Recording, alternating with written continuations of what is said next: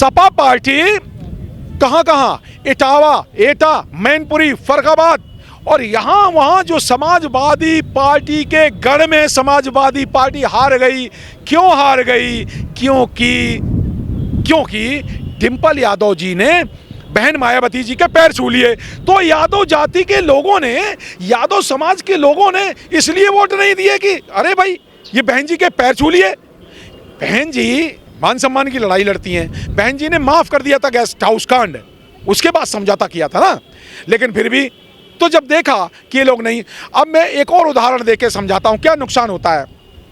जब मिले मुलायम काशीराम हवा में उड़ जाए जय श्री राम, जब सपा बसपा का समझौता हुआ, एक बीजेपी को हराने के लिए समझौता मान्यवर काशीराम साहब ने किया। उन्होंने सेंटेंस दिया कि मैंने ये समझौता बीजेपी को हराने के लिए किया और मुलायम को जिताने के लिए किया, ये बात उन्होंने कही।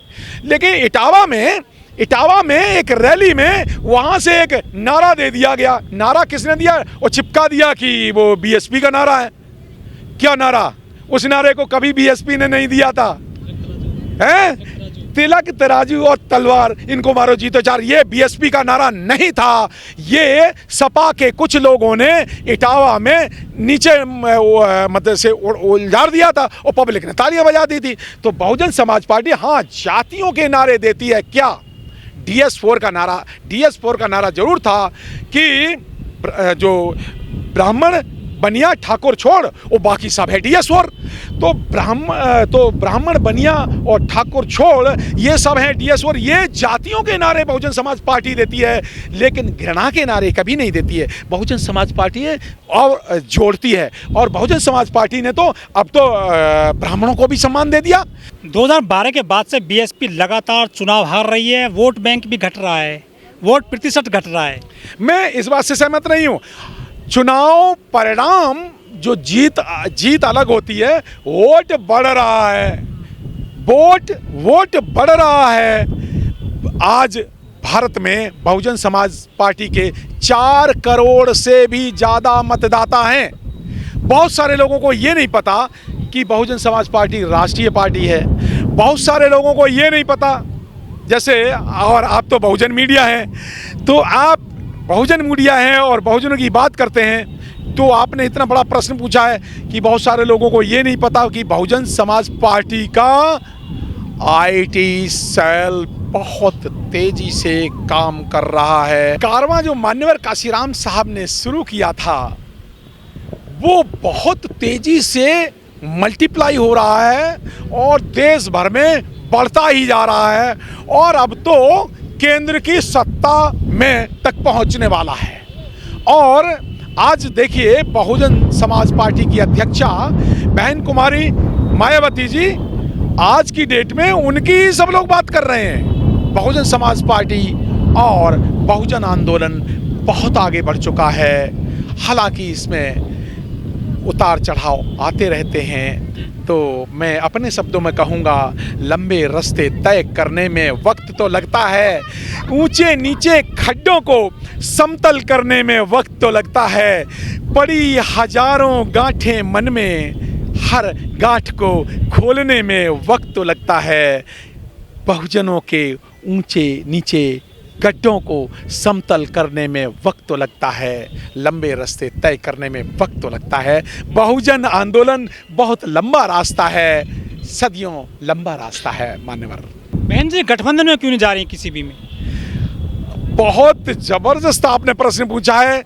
इसलिए कि क्योंकि बहुजन समाज पार्टी को 12 तरह के नुकसान होते हैं। लोग सोचते ही नहीं है क्यों नहीं आ रही। ये तो कहते हैं, पहली बात तो ये है कि बुलाया, बहुजन समाज पार्टी मान सम्मान की लड़ाई लड़ती है मान्यवर, तो मान सम्मान से बुलाया कब? न पटना की मीटिंग बुलाया, न बेंगलोर की मीटिंग बुलाया, न दिल्ली की मीटिंग बुलाया, बम्बई की मीटिंग बुलाया, तो बिना बुलाए क्यों जाए? बहुजन समाज पार्टी मान सम्मान की लड़ाई लड़ती है, तो वो बिना बुलाए क्यों जाए? पहली बात तो ये। और लेकिन जब बहुजन समाज पार्टी ने गठबंधन किया है 1993 में, मिले मुलायम काशीराम हवा में उड़ गए जय श्री राम जब कहा, जब मान्यवर ने संदेश दिया, लेकिन जब सपा और बसपा का गठबंधन हुआ तो बहुजन समाज पार्टी को नुकसान हुआ, सपा को फायदा हुआ। दूसरा उदाहरण बता रहा हूं, 1995 में कांग्रेस और बीएसपी का समझौता हुआ। कांग्रेस और बीएसपी का क्यों समझौता हुआ? मान्यवर कांग्रेस पार्टी को एक पाठ पढ़ाना चाह रहे थे, वो बदला लेना चाह रहे थे, जब महाराष्ट्र का बदला कि जब आरपीआई का समझौता, एक पार्टी और 273 सीटों पर कांग्रेस लड़ रही थी और एक पार्टी दी आरपीआई को, तो मान्यवर काशीराम साहब उत्तर प्रदेश आए, उन्होंने बहुजन आंदोलन जागृत किया और इतना ताकतवर हो गया कि बहुजन समाज पार्टी का जब कांग्रेस से मान्यवर ने समझौता किया तो बहुजन समाज पार्टी 300 सीटों पर लड़ रही थी और कांग्रेस को उत्तर प्रदेश में 1995 में सिर्फ 125 सीटों पे लड़ने के लिए मान्यवर ने दिया। तो उनको एक कांग्रेस पार्टी जब समझौता कर रही थी तो कांग्रेस पार्टी एक छोटी पार्टी के रूप में बहुजन समाज पार्टी से समझौता किया, लेकिन फिर भी कांग्रेस को फायदा हुआ, बीएसपी को नुकसान। तीसरा जो नुकसान होता है बहुजन समाज पार्टी को कि कांग्रेस या और किसी से जब समझौता करती है तो बहुजन समाज को पूरी सीटों पर नहीं लड़ पाती, तो वोट में परसेंटेज डाउन जाता है, क्योंकि कुछ सीटें दूसरी पार्टी जिसके साथ समझौता करो छोड़नी पड़ती हैं। चौथी बात कि जहां कुछ तैयार, जब गठबंधन होता है तो उसमें तैयार सीटें होती हैं बीएसपी की, कभी गठबंधन धर्म में क्या होता है कि वो सीट भी छोड़नी पड़ती है, तो बहुजन कार्यकर्ता निराश होता है, कभी कभी तो नेता तक निराश हो जाता है क्योंकि वो सीट है जो वो गठबंधन में चली जाती है।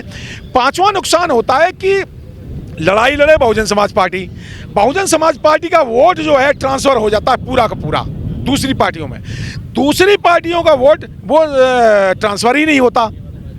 आठवां नुकसान ये, जब सपा, जैसे उदाहरण देखिए मैं बताता हूं, सपा और बीएसपी का जब समझौता हुआ 2019 में, तो जानते क्या हुआ? मान्यवर सपा की 5 सीटें जीती और बहुजन समाज पार्टी 10 सीटें जीती, लेकिन सपा की पार्टी के में 5 में से 3 मुस्लिम जीते जो बीएसपी की सहायता से जीते, अदरवाइज सिर्फ सपा के 2 एमपी जीते थे पार्लियामेंट में, और बहुजन समाज पार्टी के 10 जीते। और सर्वजन हिताय सर्वजन सुखाय, जो कि पूरे भारत के बहुत सारे बहुजनों ने नहीं समझा, ये है क्या बहुजन हिताय बहुजन सुखाय लोकानाम कंपाय। मान्यवर बहुत गंभीर बात कह रहा हूँ, मान्यवर काशीराम साहब के जयंती पर और मान्यवर काशीराम स्थल से, ये जो बुद्ध का बहुजन हिताय बहुजन सुखाय लोकानाम कंपाय क्या था? उस समय ना तो मुसलमान थे, ना सिख थे, ना ईसाई थे इस देश में, तो बुद्ध ने कौन सा बहुजन हिताय कहा था? बुद्ध ने वही कहा था बहुत सारे लोगों का हित, वही बुद्ध का जो बहुजन हिताय बहुजन सुखाय लोकानाम कंपाय है, वही बहन जी का और बहुजन समाज पार्टी का सर्वजन हिताय सर्वजन सुखाय मान्यवर।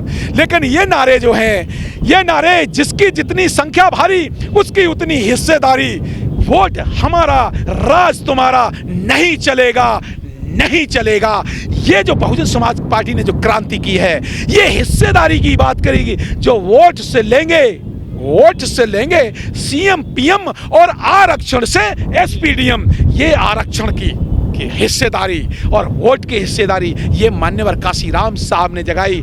मान्यवर काशीराम साहब, धन्य हो मान्यवर काशीराम साहब, आपकी नजरें, आपके लिए जो नारा क्या कहा, ऐ काशीराम तेरी नेक कमाई तूने सोती कौम जगाई। ये काशीराम साहब के नायकों ने, उनके मानने वालों ने और हमारे जैसे लोगों ने, कार्यकर्ताओं ने लगाया, और आज भी वही काशीराम साहब के और मानने वाले बहन कुमारी मायावती जी के मानने वाले आज नारा लगा रहे हैं, भारत की मजबूरी है, मायावती जरूरी है।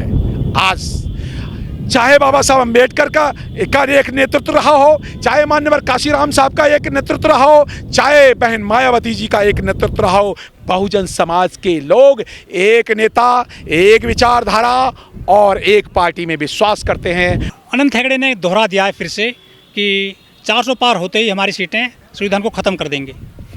अनंत हेगड़े, इससे तो जेल में होना चाहिए। ये भड़काने वाले लोग, ये देशद्रोही लोग, चाहे कांग्रेस बीजेपी के मनुवादी लोग, इनको हम एक ही बात कहते हैं, मनुवादी लोग, और बीजेपी के जब कार्यकर्ता पकड़े जाते हैं तो उनको वो कहते हैं हमारा तो ये हमारा कार्यकर्ता ही नहीं था। ये वो लोग ये ऐसी बात क्यों कहेंगे? ये दरअसल इस देश को, ये मनुवादियों का शब्द हैं जो इस देश को, जो संविधान की पहली आर्टिकल नहीं मानते, जो देश को the article the name of this country is India, that is Bharat, जो भारत को हिंदुस्तान कहते हैं, तो वो क्यों मानेंगे? जो सीए और एनआरसी लाने वाले लोग, जिनको बाबा साहब ने जब सिटीजनशिप दे दी, तो वो नया लाने वाले, वो संविधान की दूसरी आर्टिकल को डिस्टॉर्ट करने वाले लोग, वो तो ये कहेंगे ही कहेंगे। तो वो संविधान में विश्वास नहीं करते, वो भारतीय के लोगों में विश्वास नहीं करते, भाईचारे में विश्वास नहीं करते, घृणा में विश्वास करते हैं, तो वो तो घृणा फैलाने के लिए कहेंगे। ऐसे लोगों को जेल में होना चाहिए मान्यवर।